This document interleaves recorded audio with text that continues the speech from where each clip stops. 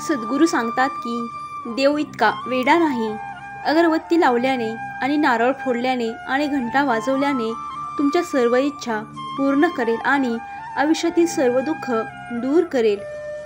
तुमच्या इच्छा पूर्ण करण्यासाठी कष्ट करावे लागतील आणि त्यासाठी देवाने तुम्हाला हात दिले. आयुष्यातील दुःख दूर करण्यासाठी तुम्हाला दुसऱ्याच्या आयुष्यात आनंद निर्माण करावा लागेल. सत्कर्म करावे लागेल आणि यासाठी तर देवाने तुम्हाला माणूस म्हणून जन्माला घातले. यापेक्षा आणखीन काय देणार देव. दुःख आलं तर सुख पण येईल. नशिबाची चिंता नशिबावरच सोडा, कारण इच्छा असूनही माणूस हे बदलू शकत नाही. मग उद्याच्या चिंतेने वर्तमान वाया का जाऊ द्यायचा.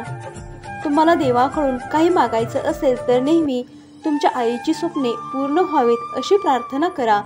तुम्ही आपोआप आकाशाला स्पर्श करू शकाल.